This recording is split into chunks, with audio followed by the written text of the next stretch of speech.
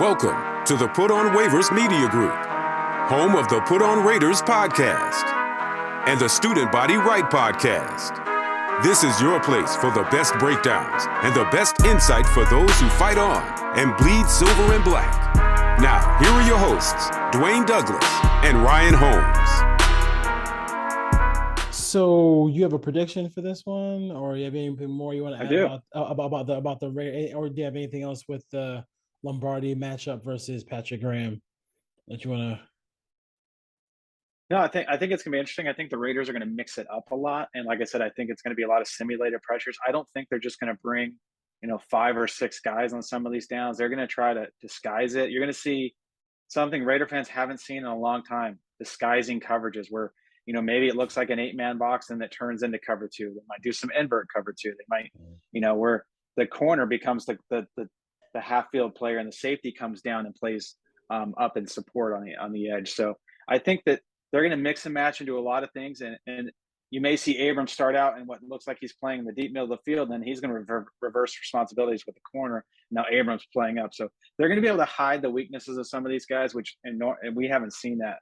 I can't remember in my lifetime when a Raiders defense has been able to do that. And then they're going to be multiple. They can show different fronts. I think I was really excited in the preseason. This may seem weird. I saw a lot of bear fronts, and I've wanted the Raiders to play bear fronts on running downs forever, where you're just covering up the 3 interior guys. You have 5 men along the line of scrimmage and just stop the run. Yep. And the Raiders can do that. They showed it a lot in the preseason. So they're going to do that too. And I think conditioning is going to be important in this game. It's going to be hot. You saw the weather was a factor in that stadium with the Rams tonight, even though it's technically covered. It's not a dome. The sides are open, so it was still hot on the field. It's still going to be hot on Sunday for LA that time of year. I think the Raiders practicing outdoors in Vegas in the heat is going to help their conditioning in this game. You saw it in the preseason where they never looked tired in the preseason. Are they going to make them wear the black jerseys? I have no idea. I wonder. I would think they wore white. I don't remember them wearing black ever. Right when they play there, it's usually white. I never remember them ever playing the Chargers. Even that one time that Lane Kiffin made them wear white at home that Al Davis hated, which I thought was actually kind of cool to see. But for one game at least. But so it'd be interesting to see if they make them. Because I know whenever they played Miami, they always made them the other team wear black because of the weather. So, your wild prediction didn't almost came through, but it seems like it might come through Sunday night. Tomorrow. It might come at 1:20. He'll sign a contract on Sunday because it seems like it's still taking a little bit to get that contract done. What did we hear something like? Was it 2 years for? Did anybody leak anything about what the contract could be? Nothing, right? Nothing that's viable. Yeah. Nothing that it's worth reporting. Yeah. I thought it was interesting today that the Raiders had a walkthrough. The first week of the season, the first Thursday, they didn't have like a full practice. It was a walkthrough, which to me, that they're teaching assignments, techniques. They want to make sure everyone knows where to be and be on the same page. So that's an interesting tactic week 1. My prediction for this game is, so we just praised all the players on the Raiders and talked about how they're going to do all these stuff schematically. I still think it's going to be a shootout. I have the Raiders winning week 1, 31-27.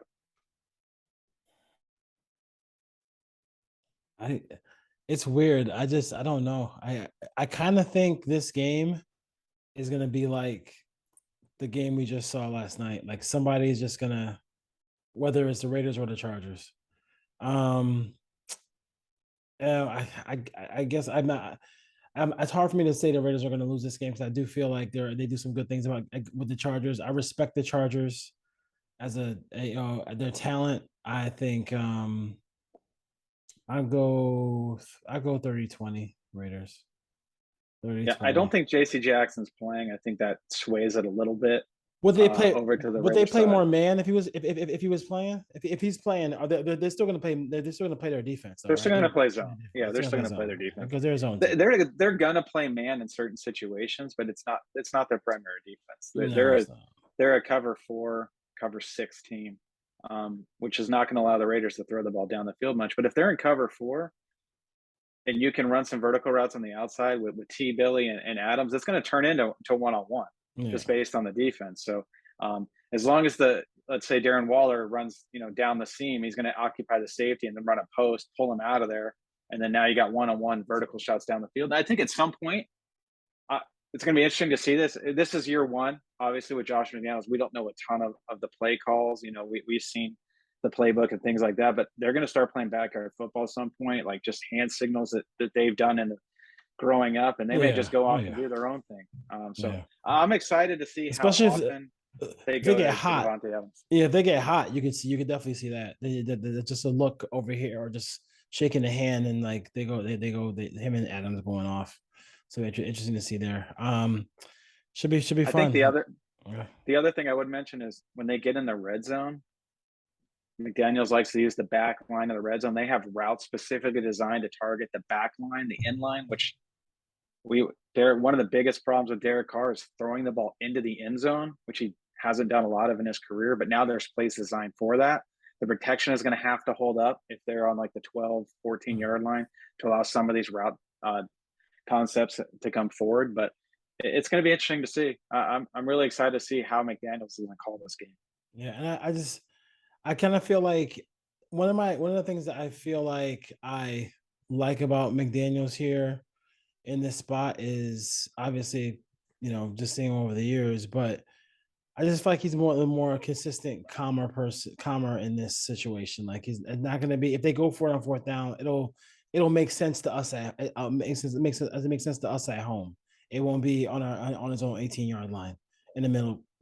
Excuse me, in the middle of a game. So we'll see. We'll see if that strategy changes for Staley this year. Like, is he still going to keep being that gambler and keep going for some of these risky fourth downs? So we'll see what happens as far as that goes.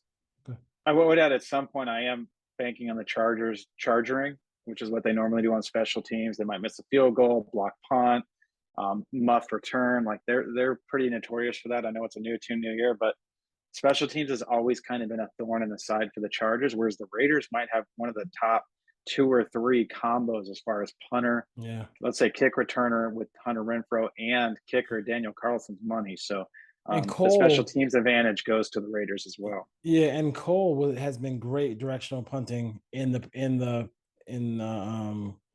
preseason, and I know it's something that he has a big leg, but he's been working on that very well. So forced the Chargers to go the length of the field. Kick it out of the end zone, because special teams can burn you the first 3 weeks of the season. I don't want to see any kick returns. Kick it out of the end zone. Sure, after a score, you don't want to see him kick it short every time. Nope, not Rich Bisaccia style. It was so consistent. I was like, dude, every time they scored 3 or 6, they always did that. Pick time. So we got picks for week 1. I will go. I'll just shoot these out real quick because I'm only confident in really one of them. So I'm gonna go out here. I'm going to take the Jacksonville Jaguars on the road against Washington. See what Doug Peterson can do there. And then what's the line? 2.5, I think. 2.5. So you're getting 2.5. 2.5. Yeah. I'm getting less than a point for Carolina versus the Browns. So I'm gonna go with the little revenge game. I think it's a pick 'em now. It's a pick 'em now. So, yeah. Let's pick 'em now. So all Pence's got to do is win. So we'll see what happens there. We'll see what happens there. And then I got Tennessee beating the Giants. I just don't with their front. It's Daniel Jones. I'm just gonna bet against Daniel Jones for the whole year and just see where it takes me. I'm going to shock you a little bit here. I was on this home underdog kick, and then of course I like the Bills tonight. Even though the Rams are home, I'm going to take some home dogs this week. It's week 1. I want home teams. I'm going to take the Cardinals at home. Okay. That's They're getting 5.5 against the Chiefs. Okay. I think they can keep it close. I don't know if they can beat the Chiefs, but I don't think the Chiefs are 5.5 points better week 1 than the Cardinals. I know DeAndre Hopkins isn't there, but the Cardinals are at home. The Cardinals always play well under Kingsbury and Murray early in the season. Mm-hmm. The Chiefs have struggled kind of out of the gate the last couple of years. And the line was what? Adjust without help? What was the line? 5.5. 5.5. Okay. I am going to take the Atlanta Falcons at home. They're getting 5.5. Jameis Winston has missed a lot of training camp. We don't know what that offense will look like, and we'll see what happens with Dennis Allen. Okay. I'm just trusting that Atlanta can keep this close. Mm-hmm. I just think that's a lot of points to give week one. You took my other one. My other one was Carolina. So I am going to go. I'm going to take the Raiders, Okay. and they're getting 3.5. So I was going to take Carolina. You took that one, so I'll take the Raiders as kind of a road dog because I'm getting the hook. I'm getting the half point. So even if they lose by a field goal, I still win. I am. It's funny, because you mentioned the Kansas City game, and I am really fascinated to watch. I wish it wasn't on at the same time because I just and I can't. I have to just rewatch that game. I'm because it's on at the same time as the Raider game, but watching the lack of weapons that clearly hurt Stafford, and then see Yep. the myriad of weapons that helped. I mean, obviously, Josh Allen doesn't need any help. I mean, he's so damn good by himself. But you got Gabe Jackson, you got sorry, Gabe Davis, and and then you got Stephon Diggs, you got Crowder, Crowder is a guy. You got McKenzie out Dawson there. Knox. Knox who just got signed to a deal. So it's interesting. I mean, I want to see how that. I mean, I'm not saying, Mahomes is garbage. Mahomes is one of the best quarterbacks in football. I'm just saying, like, I just want to see how it looks because, when I went in the Chief spaces, I didn't say anything because I'm not gonna say anything in the Chief space. I'm just gonna let them talk. But they act like Tyreek Hill was a nobody in the National Football League. the He's a Zay fan, Jones, according to the them. fans, Yeah. like he was nobody in that league. So I was just like, yeah. I was like, yeah, I realize that. I mean, he single handedly won that Bills game for you. Like, yeah, I you think it's interesting. It's week one. We don't know anything about these teams really. right. There's always a ton of shocking scores early in the season. There's 10 home dogs this week. So everyone's just going with who they think are the consensus favorites, but we don't know if these teams are 10. going to take 3 or 4 weeks. 10 of the 16 games have a home underdog. Somebody has to do a Um, study, man. Like, has home field really just gone? I mean, like, is home field really a dominant thing anymore? well, the COVID year it wasn't because there was no Yeah, fans, fans, yeah. but I think it's turning back the other way to where it's still. I don't think it's 3 points anymore like it typically is, but Yeah, it's still an advantage if you have a sellout crowd that has your fans. We saw a yeah. lot of Bills fans at the Rams game Yes, tonight, it but was. Yeah. I was fully expecting you to take the Fighting Dan Campbell's week one and just take that home dog with the Lions, but you didn't bite. I can't do it. I can't do it. I can't do it. I did like the episode. I did watch the episode where Eminem was there because Eminem is one of my favorite rappers. So I did like that one. I thought it was pretty funny. And Eminem tries to be a comedian to half the time too, which is funny as well. But all right, so the Raiders. You got the Raiders winning. I got the Raiders winning. We don't. So if you're new to the program, we don't always have the Raiders winning. I won't pick them every week. Yeah, so we don't pick them every week, and I think, and also, yeah, too. Don't forget. I don't want to forget. Like, you're doing something cool with the Raiders. Coming up. On their home opener. You want to tell everybody about it? I saw it on Twitter.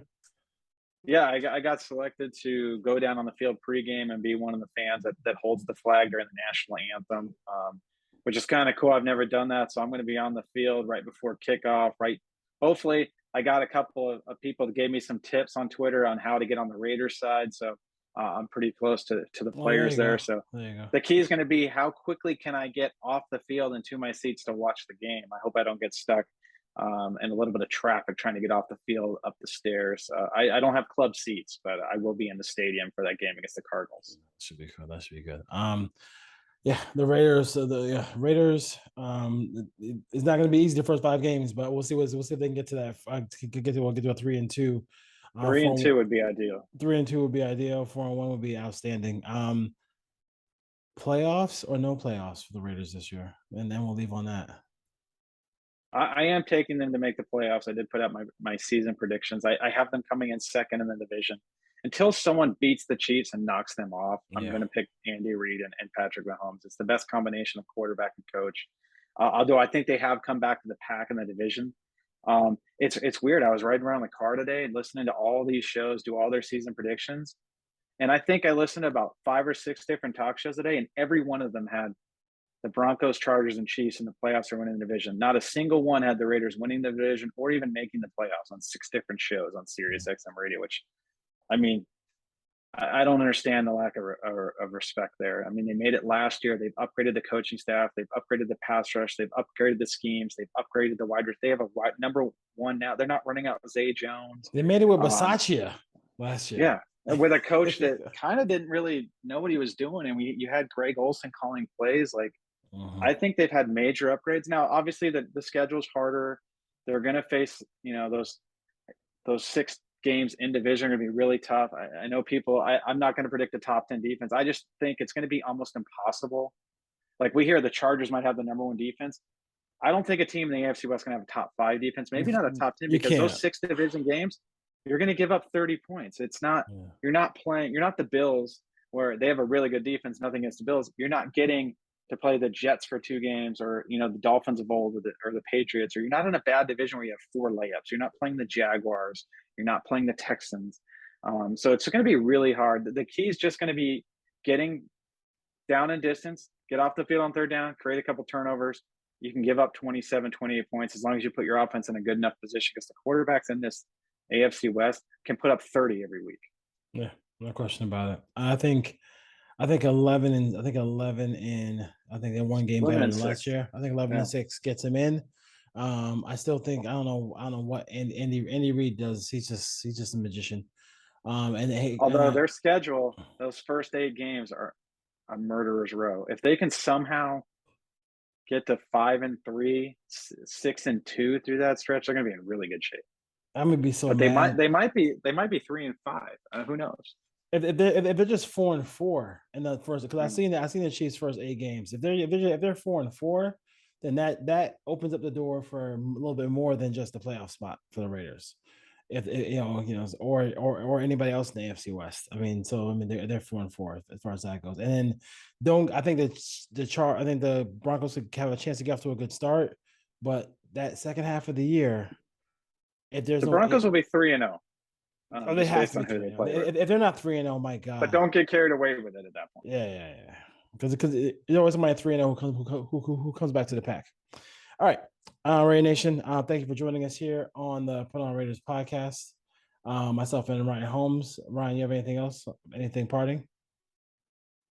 Yeah, for the listeners, leave some comments. I'm jumping on there like five times a day looking for comments. There hasn't been a lot of comments lately, so I know people are viewing. I see the numbers. Yeah. I want some comments. I want to interact with some of the viewers. Definitely. Yeah. Since in those comments, obviously questions keep those coming for the text line, whatever. And I think we're gonna mix and match. I think some of these games. I'm definitely going to the Bronco game. That's going to be a game that I'm excited about. You're going to the Cardinal game. I'm going to the Rams game as well. So that should be fun. So we'll see what happens there. All right. My light just turned off. I think it's time. I think it's time. All right, there you go. Yeah. Later, brother. All right, take care.